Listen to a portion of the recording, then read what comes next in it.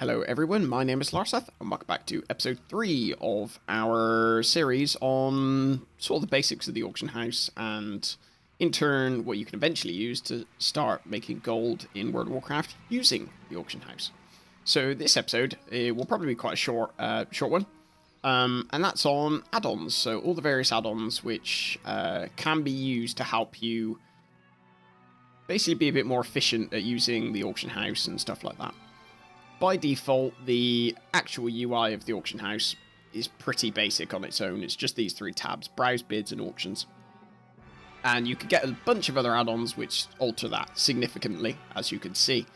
So first I'll go a little bit just through the list of the ones I use, and then I can show you some of the ones. So Auctionator is basically a way of buying... what I use it for. Auctionator brings up these tabs: buy, sell, and more. So the more tab just checks for undercuts on any of your current items, and then you can cancel them. It just makes this faster than checking individually, basically. I don't tend to use the sell in Auctionator. Actually, no, that's a lie. No, I do use the sell in Auctioneer. It's basically a lot more intuitive and easy than the World of Warcraft basic selling version, which is here. It's a little bit easier, and when you're doing it you can also see what other items are for sale of that kind. It also makes it easier. You can store shopping lists in here and stuff like this. A lot of other add-ons do that, so I don't tend to use this feature so much, but it is useful for like typing in an item. So like Stormray, for example, I'll click that and you can see it searched all of the items with Stormray in the title. And I'll click Stormray, as in the fish, and it will show all the various prices of, stacks at certain prices, yada yada yada. So that's a useful one. Bag Brother, Bagnon, Bag Brother, basically all these bag ones. It takes all of the default UI, which is obviously individual screens for individual bags, and brings it all into one. And Bag Brother allows you to see your inventory on all of your other characters as well, which is really useful. I use this on all my characters. This is just a general add-on which a lot of people use, so it's not necessarily specific to gold making or anything like that, but it is certainly much better than the default UI with this regard. Can I mog it is an interesting one. Normally, I don't use it so much for making gold, but sort of like, you can see all these items have got little ticks, little circles with ticks in, or stars. That basically means whether or not you've learned it as a transmog. So if you buy an item really cheap, and you're wondering, oh, have I learnt this item? Is it worth keeping it and learning it rather than selling it? This add-on, if you have it on all of your characters, every time you log in, it'll scan all of your transmogs to make and keep an up-to-date sort of list of all the ones you've learned, yada yada yada, and where you could potentially learn them. So like the ones with stars are ones I haven't learned on any characters, and yeah, so I'd have to move it to another character to learn it. Oh no, sorry, the X's are ones I haven't learned. The stars are ones I cannot learn because I'm only a level 1, and then the ticks are learned, or ticks with circle is learned from other items, because a lot of items share the same model. So that's that one. That's quite useful. Don't know why I've got the pet battle ones on this this character. That's a bit weird. Postal. So we'll go over to the post box. Now this add-on might not be so useful because there's another add-on which does a similar thing. So Postal brings up this menu here, and it allows you to block certain people. It allows you to change the speed at which your mail opens, where it posts all the results into. So like when I open all of these, for example, you'll see it'll put all of the readouts into a separate window, which in turn, when I quit the post box, should show me a total of the amount I collected from the post box. So that's quite a useful one. However, that has been largely... I still use it, but I could quite easily replace it with another add-on, which I'll show later. The Undermine Journal, all that gives is prices. So it is the below where the item details are in this window. You'll see it's just got a bunch of like 3-day price, 14-day price, 14-day standard deviation. Those are all from Undermine Journal. So that's just one data source, essentially, that you can use. I have it because it's a lot lighter weight in terms of memory consumption than other data sources are. So that's why I have it on a few of my characters. And the prices are normally quite similar. Next up, and pretty much lastly, is more or less you could discount all the other things I've just said and only use this, and you would still be absolutely fine.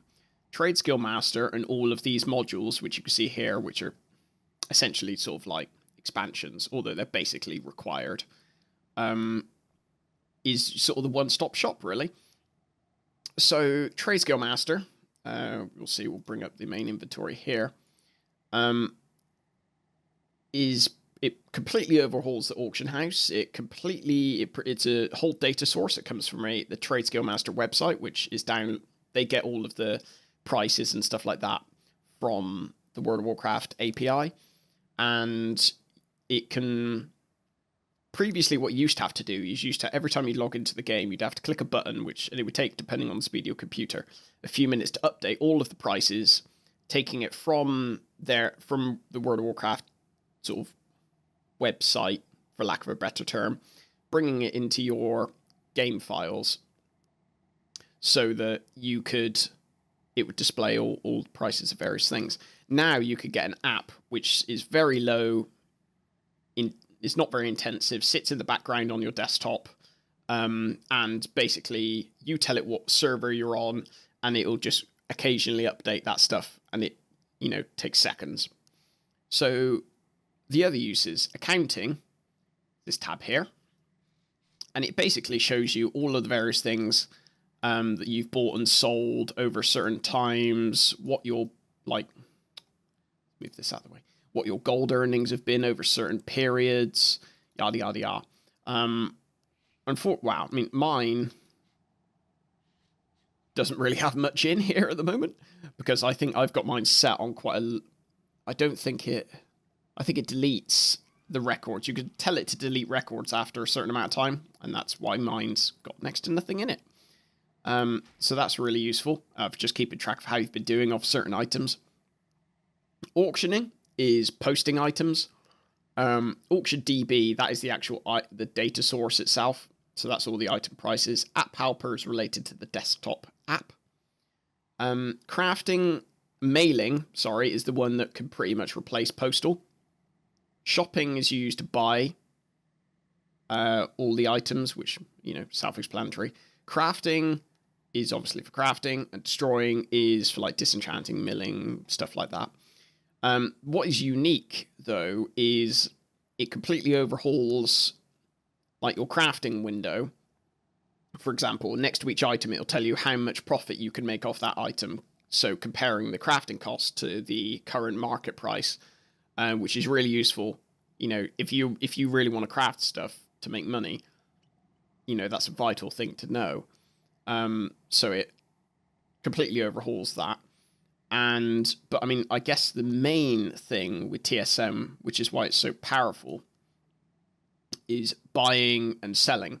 So you can set up groups which consist of, and you can get, people will share their groups. So like most of these groups I didn't make myself. I got off some very kind people who had made them on like the World of Warcraft economy subreddit on Reddit.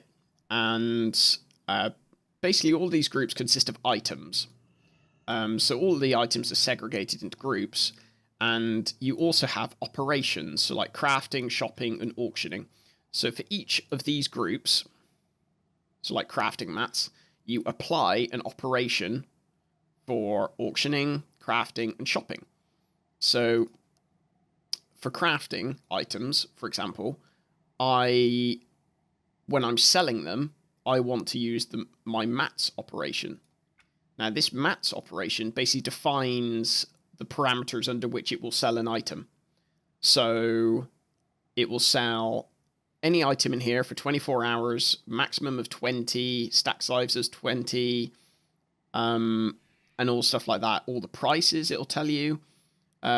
So basically, once you've set up your groups, stuff like that, you just click Start Post Scan, and you'll see...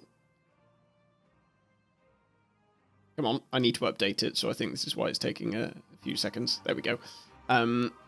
So you'll see what it'll do is all of the items which you have in your bag, which are in those slots, which are in those groups, it will search the auction house and go, right, you can post these items within these parameters. So you'll notice it says cheapest auction below minimum price. That means the auctions that are currently on the auction house are below what I'm prepared to sell mine for, so it automatically will not sell them. Other ones, undercutting competition, you can tell how much you want it to undercut by. All sorts of lovely things. And the thing that makes it most powerful is there is a function within TSM which allows you to, it produces a macro for you. So all I'm doing is rolling my mouse wheel forward, and it will automatically post all of these items for me, which is fine. You know, it's easy. Like, it makes it so easy. So, like, I'm just going to post this, you know, at whatever price. But, like, I can post 2 of these. This is using Auctionator. I can create 2 of those because they weren't in my group. Or another thing I can do is there's a function here called Quick Post from Bags.